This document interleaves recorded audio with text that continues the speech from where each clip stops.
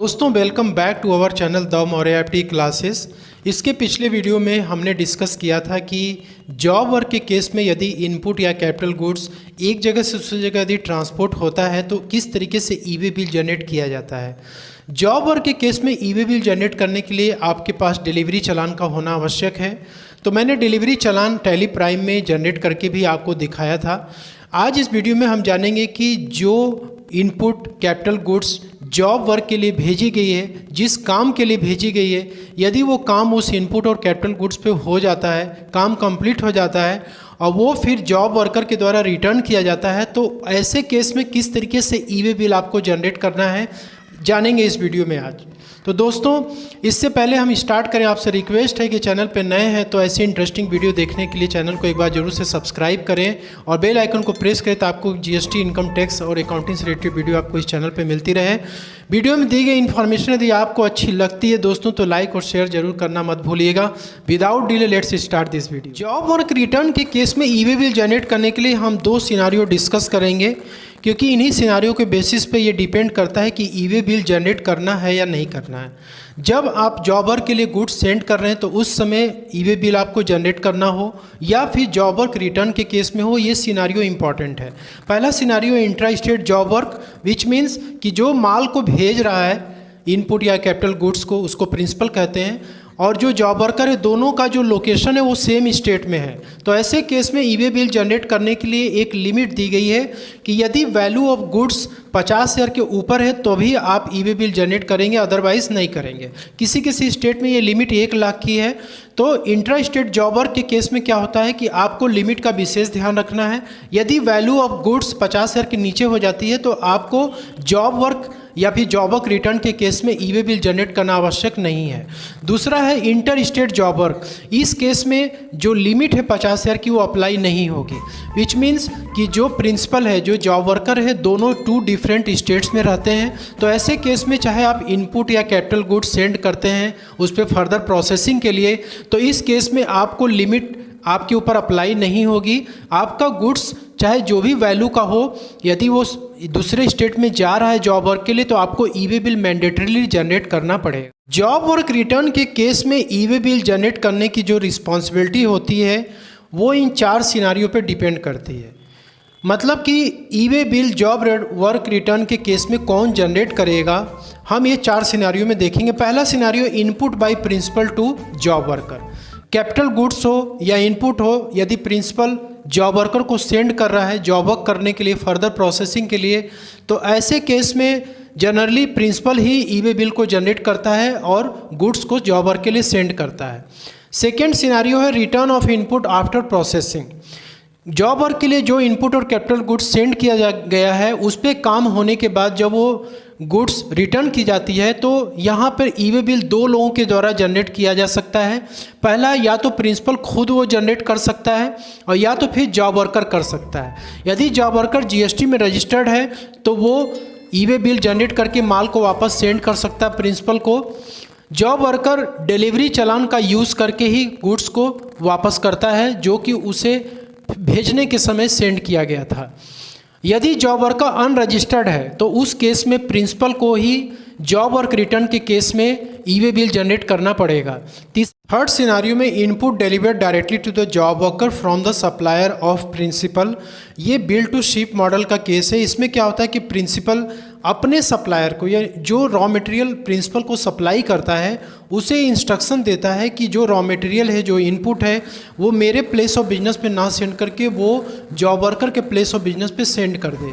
तो जो सप्लायर है प्रिंसिपल का, वो क्या करता है कि गुड्स को जॉब वर्कर को सेंड करता है, वो टैक्स इनवॉइस इशू करता है और उस टैक्स इनवॉइस में बिल टू शिप मॉडल का यूज़ करता है, जिसमें कि बिल में प्रिंसिपल का एड्रेस डालता है और शिप टू में जॉब वर्कर का एड्रेस डाल करके उस गुड्स को सेंड कर देता है।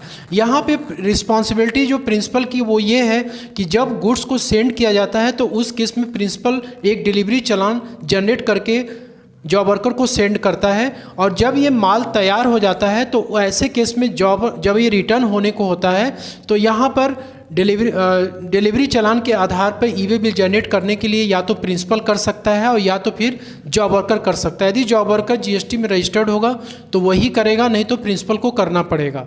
फोर्थ सिनारियो है job worker supplies finished goods to the customer directly.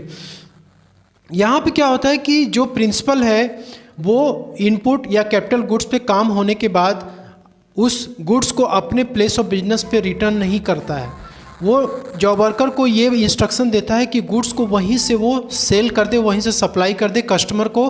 Customer principal खुद बताएगा कि इस कस्टमर को माल सेंड करना है।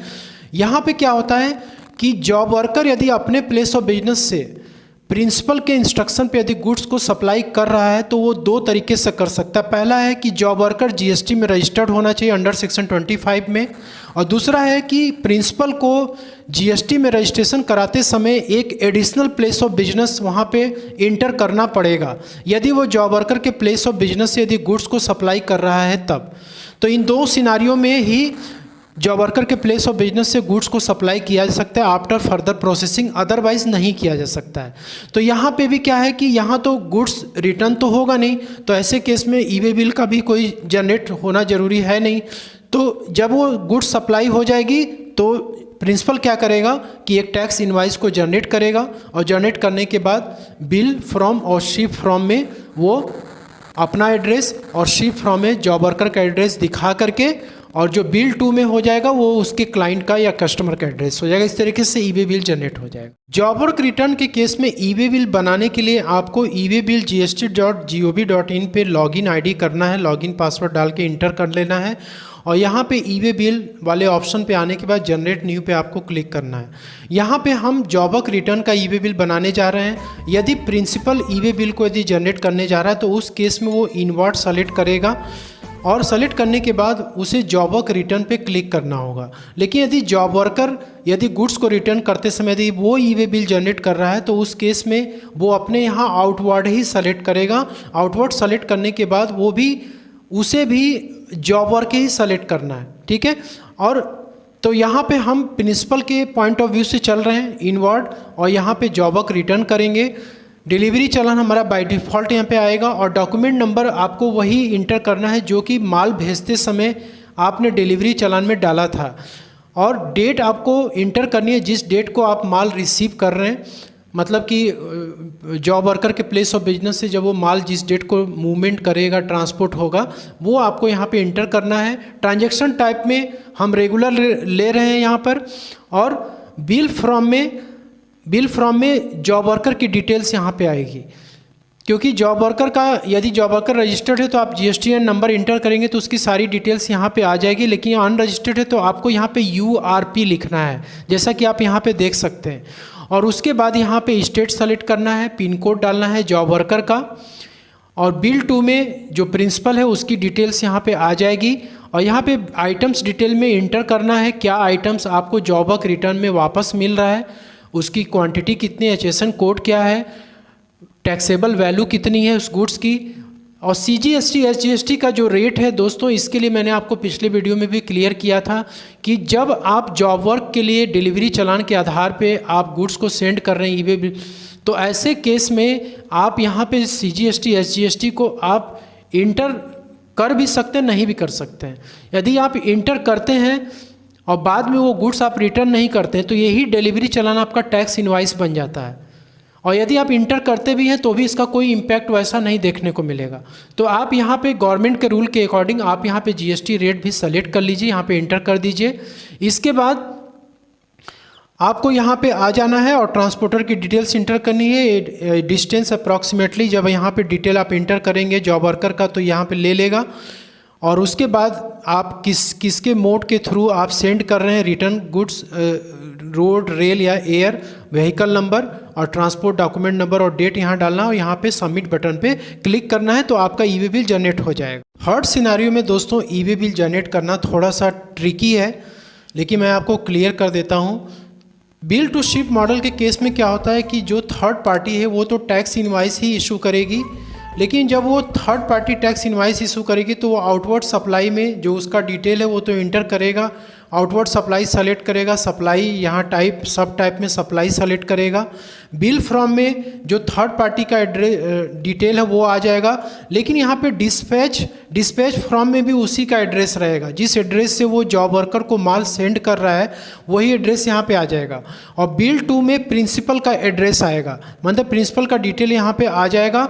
और शिप टू में यहाँ पे देखिए ध्यान देने वाली बात है, शिप टू में यहाँ पे जो एड्रेस आएगा डिटेल आएगा वो जॉब वर्कर का आएगा। जब third party bill to ship model में गुड्स को सेंड करेगा तब की बात है। अब यहाँ पे क्या होगा कि गुड्स तो जो इनपुट है या कैपिटल गुड्स है वो तो शिप हो गया जॉब वर्कर को, लेकिन यहाँ पे प्रिंसिपल की जिम्मेदारी क्या बनती है? प्रिंसिपल की जिम्मेदारी ये बनती है कि जिस डेट को गुड्स सेंड किया जा रहा है उस डेट को ही एक ई-वे बिल जनरेट इनको करना है डिलीवरी चालान के आधार पर। तो यहाँ पे क्या होगा कि उसमें ये आउटवर्ड सप्लाई सेलेक्ट करेंगे, आउटवर्ड सप्लाई में सब टाइप में जॉब वर्क सेलेक्ट करेंगे। जॉब वर्क सेलेक्ट करने के बाद यहाँ पे डिलीवरी चालान का नंबर इंटर करेंगे, डेट इंटर करेंगे, और बिल फ्रॉम में इनका अपना खुद का डिटेल रहेगा। और डिस्पैच फ्रॉम में यहाँ पे एड्रेस चेंज हो जाएगा। डिस्पैच फ्रॉम में जो थर्ड पार्टी का एड्रेस है वो एड्रेस यहाँ पे आ जाएगा, ठीक। इसके बाद बिल टू में क्या होगा? अब बिल टू में जॉब वर्कर का डिटेल यहाँ पे आएगा, जॉब वर्कर का डिटेल आएगा, और शिप टू में जॉब वर्कर का ही डिटेल आएगा। तो इस तरीके से ई-वे बिल ये जनरेट करेंगे तो ये जो डॉक्यूमेंट नंबर है डिलीवरी चालान का ये ट्रैकिंग में चला जाएगा। अब क्या होगा कि जब ये गुड्स बन करके तैयार हो जाएगा तो उस केस में रिटर्न के टाइम पे ये जो डिलीवरी चालान जनरेट किए थे इसी डिलीवरी चालान के बेसिस पे चाहे तो प्रिंसिपल जॉब वर्क रिटर्न के लिए ई-वे बिल जनरेट करेगा या तो फिर job worker e-way bill generate करके गुड्स को वापस सेंड कर सकता है। लेकिन फोर्थ सिनारियो में जो हमने डिस्कस किया था कि प्रिंसिपल जो है डायरेक्टली जॉब वर्कर के प्लेस ऑफ बिजनेस से गुड्स को सेंड कर दे रहा है, तो इस केस में क्या होगा कि प्रिंसिपल को शुरू में ही ई-वे बिल बनाते समय ही उसे क्या करना होगा कि अपना टैक्स इनवाइस जनरेट करना होगा और ई-वे बिल उसी के अकॉर्डिंग ही उसे जनरेट करना है।